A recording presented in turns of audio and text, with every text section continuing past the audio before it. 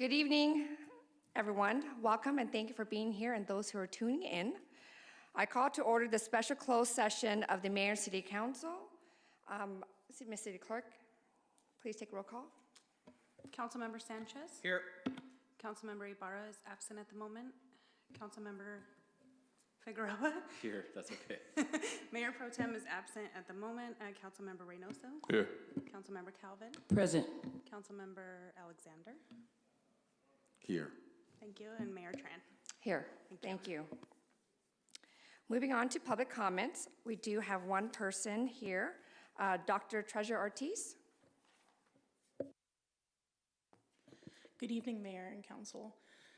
I wasn't going to come tonight until I read yesterday's agenda review for tomorrow's agenda and saw that in the backup material, it stated that 25 applicants had applied for this job and that 2 had been selected for finalists. And the interviews were taking place here. And what worries me is that in the last closed session meeting, Mayor Tran came out and said there was no reportable action taken. But that really doesn't seem like the case. In fact, prior to the agenda being posted, only a handful of community members knew what had taken place in closed session. One, I don't understand why that's not a reportable action. You don't think the public should know that you're going to hold interviews? And then why only certain people get information out of closed session is illegal, by the way. On top of that, it becomes even more concerning that people who were privy to some information have begun to talk that one of the reasons things are being held quiet is because a particular candidate for tonight is the former interim of the city of Atalanta. And during their time in office as CM, 3 of their elected officials were arrested by the FBI for taking bribes from cannabis applicants because they were able to keep code enforcement away from their facilities. Now, is it a city manager's job to see what elected officials are doing with their money? That's not his role and responsibility. The problem that I see would be allowing a city manager to come into this city who does not have their eyes on City Hall, because we are going through a similar issue with 344th Street of having over a decade of code enforcement reports, but watching code enforcement be pulled off while a political donor gave the mayor money. If this is the case, this is extremely worrisome for me.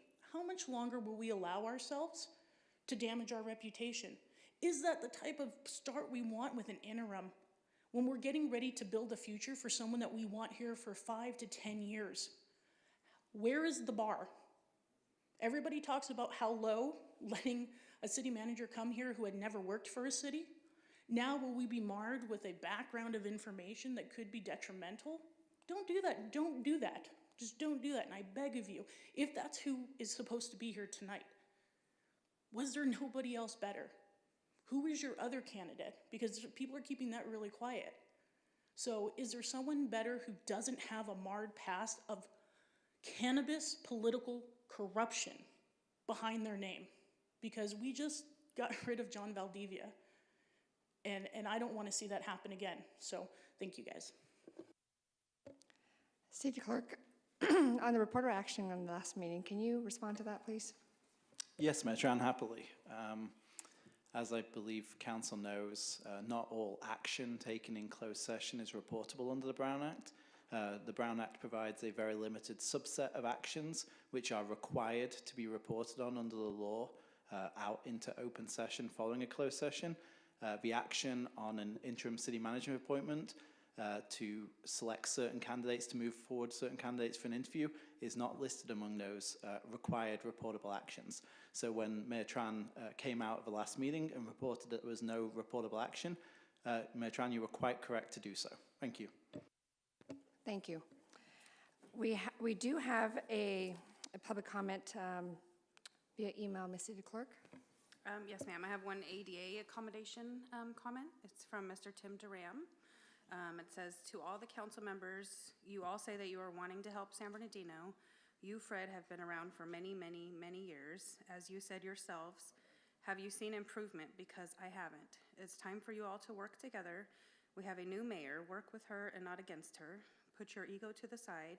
Sandra, Teddy, and Juan, stop pouting because your boy Toy John is not mayor anymore. It's time for change. I believe in you, Helen. The first thing you have to do to make it go in the right direction is to have Treasurer Ortiz as either Assistant City Manager or the City Manager. That is how you can prove you are serious about changes. And there are no remote comments. Thank you, Ms. City Clerk. At this time, we will convene into closed, and we are back on. City Attorney, is there anything to report from the closed session? Good evening, Mayor. There's no formal legally required reportable action. However, the council did ask that I report out that the council unanimously directed staff to insert the name of one of its candidates. That candidate is Charles McNeely, into the staff report for the employment agreement and the appointment resolution for an interim city manager position, which is for consideration by the mayor and city council at tomorrow evening's city council meeting. Thank you, Mayor. Thank you.